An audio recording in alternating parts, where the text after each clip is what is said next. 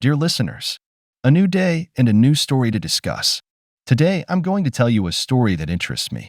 Listen and write down what you think about this situation. I'm interested in your opinions. I suppose you could say my life was built on an illusion, a neatly packaged lie that I cherish like a prized possession. I'm Lucas, by the way. I lived that lie with Melanie, my high school sweetheart, the woman I thought I knew better than the back of my own hand. Our twin daughters, Sophia and Sienna, were the perfect ornaments to our seemingly ideal life. It was all a facade, a sham, a house of cards that crumbled the moment Ethan Hayes walked into our lives. Melanie always had a way of making me believe in fantasies, in the possibility of a forever kind of love. I was content, complacent even, with our routine lives. My job at Dawson Engineering was mundane but stable. Melanie's choice to be a stay-at-home mom was something we both wanted. Or so I thought. When Ethan, a new hire at Dawson, entered our lives, I welcomed him. He was a link to the past, a former football rival turned friend. His wife, Emma, was like a spark to Melanie's dormant desires for a life beyond our home's four walls. They hit it off immediately, going out more often, leaving me to the silence of our house and the company of my doubts. One evening, Melanie said she was attending a PTA meeting. It was plausible, except the frequency of these meetings began to stretch the fabric of believability. Curiosity got the better of me one night. I checked her phone. It was an invasion of privacy, sure, but what I found was a betrayal of trust. Messages, not just to Emma, but to a number Ethan Hayes. That night, I waited for her, my mind a chaotic storm of betrayal and vengeance. Melanie came home late, her usual bright smile dimmed as she noticed the storm clouds in my eyes. "Everything okay, Lucas?" she asked, her voice laced with a feigned innocence that made my blood boil. "How's Ethan?" I shot back, not bothering to mask my venom. Her face went pale, the lie I was living laid bare before us. "Lucas, I don't. Just don't." I cut her off. There was no room for excuses. Not anymore. The conversation that followed was a blur of accusations and denials. She tried to explain, to justify her actions with words like lonely and unfulfilled. But the only truth that mattered was her betrayal. I wanted to rage, to scream, to let out all the pain and anger in a tidal wave of destruction. But I chose a different path. Cold, calculated silence. I would plan my next moves with the precision of a chess master, thinking 10 steps ahead. The next morning, I watched Melanie with a detached curiosity, wondering how long it would take for her to crack under the weight of her own guilt. I dropped the twins off at school, a semblance of normalcy in our suddenly tumultuous lives. "I need space," I told Melanie when I returned. It was a lie. What I needed was revenge, a way to make her feel the depth of my pain. As the days passed, I set my plan in motion. I gathered evidence, documenting every lie, every secret rendezvous. It wasn't just for a potential divorce, it was to expose her, to strip away the facade of the perfect wife and mother she pretended to be. The showdown came unexpectedly. Melanie, perhaps sensing her world crumbling, tried to reach out, to explain. But I was past caring. I confronted her with my evidence, watched as the realization of her impending downfall dawned on her. "I'll make you pay for this," I promised her, the words cold and devoid of any emotion I once felt for her. It wasn't a threat, it was a vow. Melanie begged for forgiveness, for a chance to make things right. But there was no going back. Not for us. Our marriage was a castle built on sand, and I was the tide that would wash it away. In that moment, I was no longer the loving husband and father. I was the architect of her ruin, determined to dismantle the life we built with the same hands that once held her with love. The illusion was shattered, but from its fragments, I would rebuild. Not a life of lies, but one of truth, no matter how harsh it might be. Ethan Hayes. His arrival marked the beginning of the end, though I didn't see it then. He came into Dawson Engineering like a storm, unannounced and unpredictable. I should have known better than to welcome him with open arms. But I did, like a fool, eager for a connection to a past where football games were the height of our worries. "Lucas, meet Ethan, our new surveyor," my boss introduced us. Ethan's grin was all teeth, too wide to be genuine. But I missed the signs, blinded by the nostalgia of our shared youth. "We used to butt heads on the field," I laughed, shaking his hand. "Never thought we'd end up on the same team." "Life's funny like that," Ethan replied, his eyes flicking past me, scanning the office as if already plotting his next move. That should have been my first clue. Ethan wasn't here just for work. He was here to disrupt, to take, to conquer. Melanie and Emma's friendship was instantaneous, a bond forged not out of genuine affection but mutual dissatisfaction. They were restless, seeking something beyond the confines of domestic life and suburban monotony. Ethan and Emma's arrival ignited that spark into a wildfire. I saw it but chose to ignore it, believing my foundation with Melanie was unbreakable. Ethan suggested we all go out for drinks one night. A little team bonding, he called it. The night was a blur of laughter and alcohol, but one image stayed crystal clear: Melanie's laugh, bright and unguarded, as she leaned into Ethan's space. It was a laugh I hadn't heard directed at me in years. Having fun? I asked her as we drove home, the kids asleep in the back seat. So much, she replied, her smile lingering. Ethan's hilarious, isn't he? Yeah, hilarious, I echoed, the word like ash in my mouth. The following weeks were a masterclass in deception. Melanie and Emma's outings became more frequent, their stories more elaborate.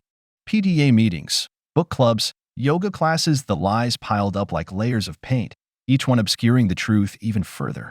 I turned a blind eye, convincing myself that my suspicions were unfounded, that my marriage was secure. But the doubt was a seed planted deep in my gut, growing with each whispered phone call, each secret smile exchanged between Melanie and Ethan. The night I decided to confront Melanie, the house was too quiet. The girls were at a sleepover and Melanie was supposedly at another PTA meeting. I sat in the dark, every tick of the clock amplifying my resolve. When she finally came home, the facade crumbled. Where were you really? I demanded, my voice a venomous whisper. At the PTA meeting, she replied, her voice steady but her eyes betraying her. Don't lie to me, Melanie, I hissed. I saw the messages. Ethan? Really? Her mask of innocence shattered, the pieces reflecting the betrayal I felt. Lucas, please, let me explain, she begged, tears brimming in her eyes. No, I cut her off, my decision made. I trusted you. I loved you. And you threw it all away for what? A fling. It's not just a fling, she whispered, the confession slicing through me. That was the moment I knew my vengeance would be slow, calculated. No outbursts, no physical altercations. I would dismantle Ethan's life piece by piece, just as he had mine. And Melanie? She would come to regret her choices, not through my anger, but through the cold, inexorable withdrawal of my love and support. As I watched her sob, something within me calcified. Love turned to loathing, trust to treachery. Ethan Hayes had arrived, and with him, the end of my illusion of a happy marriage. But he had also ignited something within me, a vindictive, calculating resolve to reclaim my life, no matter the cost. Whispers of doubt are like termites. Silently, they eat away at the foundations until nothing remains but the hollow shell of what once was. I'd been living in that shell, oblivious, until the whispers became too loud to ignore. It wasn't just Melanie's laughter with Ethan or her sudden interest in activities that never involved me. It was the shift in her, like she was there but not really with me anymore. Another late meeting? I asked one evening, the words heavy with unspoken accusations. Yes, Melanie's reply was quick, too quick. It's for the school fundraiser. You know how important it is. I nodded, the lies settling between us like an unwelcome guest at dinner. The school had never needed her this much before, or maybe, just maybe, it wasn't the school that needed her. The silence that followed was deafening. Our conversations had turned into minefields, each word a potential trigger for an explosion neither of us wanted to face. But the detonation came, one ordinary evening that turned extraordinary with just a ring of a phone. It was Melanie's phone, buzzing innocently on the kitchen counter.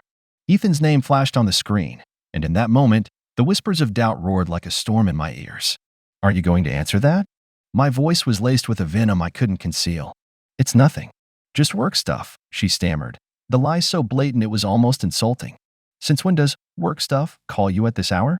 I pressed, my heart racing with a mixture of anger and dread.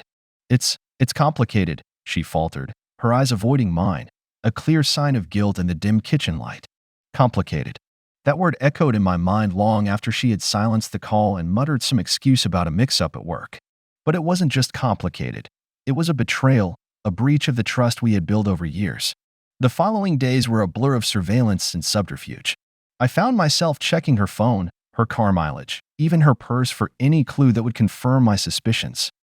Each discovery was a piece of the puzzle, a damning evidence of her duplicity. Where were you really, Melanie? I confronted her one night, armed with the knowledge of her lies. Don't insult me with another excuse. Her denial was expected, but the conviction in her voice wavered. She knew I knew, and yet, she continued to weave her web of deceit, a desperate attempt to maintain the facade of our crumbling marriage. I wanted to rage, to scream, to unleash the storm of emotions raging within me. But rage was a luxury I couldn't afford. No, my response had to be calculated, a plan that would expose her and Ethan for who they truly were. The final straw came when I discovered a receipt for a hotel room booked in her name. A room for two that certainly didn't include me. That piece of paper was more than evidence. It was a declaration of war. "Melanie," I said, my voice cold and devoid of any warmth we once shared, "this ends now. One way or another." Her attempts to explain were futile. The trust was shattered, our marriage a facade that no longer held any meaning for either of us. But I refused to be the victim in this sordid tale. No, I would be the architect of her downfall, meticulously planning each move with precision. As the whispers of doubt turned into shouts of betrayal, I braced myself for the battle ahead. Not for reconciliation, but for retribution. Melanie and Ethan had chosen their path, and now they would have to face the consequences of their actions. The unraveling wasn't just an event. It was a cataclysm, a seismic shift that tore through the very fabric of what I thought my life was. It's hard to describe the moment you realize that the person you've built your entire world around has been systematically dismantling it, piece by piece. Melanie's betrayal wasn't just a crack in the foundation, it was a demolition. I confronted her, the evidence of her infidelity laid bare between us. The hotel receipt was just the tip of the iceberg. I had more, so much more. Photos, messages, a timeline of lies so elaborate it was almost impressive. Almost. Why? That was all I could muster, a single word that carried the weight of 1,000 questions. Her response was a study in evasion. "Lucas, it's not what you think. I can explain." But the sincerity was gone, replaced by a desperate scramble to salvage what was already lost. "Explain? How do you explain this?" I threw down a photo of her and Ethan, laughing carelessly at some unseen joke, their intimacy undeniable. "Were you laughing at me? Is that it?" "No. Lucas, please. It's complicated." Melanie's voice broke, but I was beyond consolation. "Complicated?" I echoed, my tone laced with scorn. "Is that what you call it? Because from where I'm standing, it looks pretty simple. You cheated. You lied. You destroyed us." The conversation spiraled, accusations flying like shrapnel. With every denial, every weak justification, my resolve hardened. This wasn't just about confronting her. It was about reclaiming my dignity, about not being the fool she obviously thought I was. I wanted to hate her in that moment, to unleash the fury of my betrayal. But hate is a powerful thing, and I needed to be precise, not reckless. My vengeance wouldn't be born from a place of passion. It would be calculated, a cold and measured response to the chaos she'd wrought. "I want you out," I said, my voice steady despite the turmoil within. "Out of this house. Out of my life." Melanie pleaded, tears streaming down her face, but they were no longer the currency they once were. "Lucas, we can fix this. I love you." "Love?" I scoffed. "Your love is a prison, Melanie, and I won't spend another day locked in it because of your selfishness." The unraveling was complete, our marriage a tangle of lies and deceit. But this was just the beginning. As Melanie packed her things, her sobs a soundtrack to the end of our life together, I was already plotting. Ethan would pay, too. His intrusion into my life, his role in this betrayal, it wouldn't go unpunished. I would dismantle his world just as he helped dismantle mine. But not yet. Revenge is a dish best served cold, and I intended to freeze him out, systematically, until he felt the same void that now echoed in my chest. The unraveling wasn't just the end. It was a declaration of war. And I, Lucas, was no longer playing defense. In the aftermath of betrayal, paths diverge in the most unexpected ways. My journey took a turn down a road paved with vengeance and cold, calculated moves. There's a saying that revenge is a dish best served cold. I lived by that, letting my plans simmer until the perfect moment. Melanie, once my confidant, became the target of my retribution. Her deception, a wound that refused to heal, festered into a resolve to dismantle the life she thought she could build on the ruins of ours. "Lucas, can't we just talk about this?" Melanie's voice, once sweet to my ears, grated on me.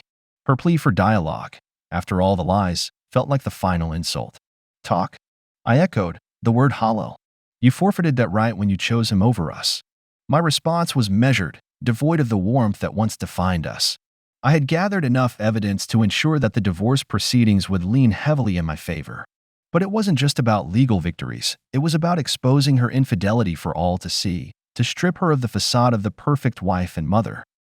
Melanie tried to salvage what remained of her dignity, reaching out to mutual friends, spinning tales of my alleged coldness and neglect. But I was always one step ahead, my narrative backed by incontrovertible evidence, painting her as the architect of our family's demise. Ethan means nothing to me. It was a mistake, she confessed during one of our final confrontations, a last-ditch attempt to sway my decisions. A mistake. I scoffed. No, Melanie. A mistake is forgetting to pay a bill, not systematically lying to the person who trusted you most. My words were daggers, each one aimed to wound as deeply as her betrayal had wounded me. The divorce was a battlefield, and I emerged victorious but hollow. Custody of Sophia and Sienna was my only solace, ensuring they would not become collateral damage in the war their mother had waged. Melanie's path diverged sharply from mine. Shunned by those she once considered friends and stripped of the life she took for granted, she embarked on a lonely journey of self-discovery and redemption, a journey she had to undertake alone, as I had my children to think of. Their well-being my paramount concern. In the wake of the storm, Ethan became a ghost, a mere footnote in the saga of our disintegrated marriage. Melanie's fall from grace served as a warning to him, a reminder of the consequences of meddling in the lives of others. And me? I emerged scarred but unbroken, my resolve fortified by the trials I had endured. The road ahead was uncertain, the future a blank canvas. But I was free from the chains of deceit, ready to build a new life for my daughters and me. In the silence that followed the storm, I found a sense of peace, an understanding that some paths are meant to diverge, leading us to destinations we never anticipated. My journey with Melanie ended, but a new path lay before me, a path of healing, of new beginnings, and of a future forged from the lessons of the past. As for vengeance, it turned out to be a hollow victory. The satisfaction of seeing Melanie pay for her transgressions was fleeting, replaced by the realization that true vindication lies not in the suffering of others, but in the ability to move on, to rise above the pain and rebuild from the ashes of betrayal. The horizon, they say, is where the earth meets the sky, where what's been and what's to come blend into a promise of new beginnings. As I stand on this metaphorical threshold, looking back is as painful as gazing forward is hopeful. The journey through betrayal, through the dark labyrinth of revenge, has led me here. But it's not a destination. It's a departure point to somewhere I've never been before, somewhere beyond anger and retribution. In the quiet aftermath of the storm, with the legal battles behind me and the future of my daughters secure, I found myself wandering in a landscape stripped bare of illusions. Melanie's absence in our lives became the norm, her once central presence now just a shadow that rarely darkened our door. The pain of her betrayal, while not forgotten, had dulled to a persistent ache, a scar rather than an open wound. Sophia and Sienna, resilient in ways I never anticipated, adapted to our new family dynamic with a grace that humbled me. Their laughter returned to fill the void left by Melanie's departure, their smiles a balm on the still raw memories of our fractured past. In this new world we were building, there was one unexpected constant, Jody. Her presence, initially a professional necessity, had become something more, something indefinable. She had stepped into the chaos of our lives with a quiet strength that neither sought nor demanded anything in return. "You're doing great, Lucas," she told me one evening as we sat watching the girls play in the backyard. Her voice was soft, not just with compassion but with an understanding born of shared adversity. "Am I?" I questioned, the weight of the past years heavy in my voice. "Sometimes it feels like I'm just waiting for the next disaster to strike." "That's not waiting," Jody corrected gently, "that's surviving. And from where I'm standing, it looks a lot like thriving." Her words, simple and direct, cut through the fog of my doubts. In the mirror of her eyes, I began to see not the man I was, but the man I could become. The path of revenge, once so clear and compelling, now seemed a distant memory, a road I no longer wished to travel.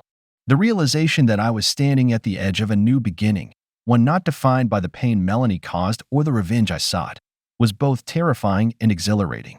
The horizon stretched out before me, not a boundary but an invitation. Sophia and Sienna, growing up too fast, became my anchors, their needs and dreams the compass that guided my decisions. Jody, with her quiet strength and unwavering support, became a friend, then something more, a partner in this journey into uncharted territories. I don't know what the future holds, I confessed to her one night, the vulnerability in my voice a testament to the trust between us. "None of us do," Jody replied, her hand finding mine in the darkness. "But whatever comes, we'll face it together." Together. The word, so ordinary, held within it a promise, a potential for healing I never thought possible. As the girls embraced Jody, and she them, our house once again became a home, filled with laughter, love, and the warmth of shared lives. The path diverged in the wood, and I took the one less traveled by, not out of vengeance or bitterness, but out of hope. A new horizon beckoned, not free from the shadows of the past, but illuminated by the possibility of redemption and the promise of new beginnings.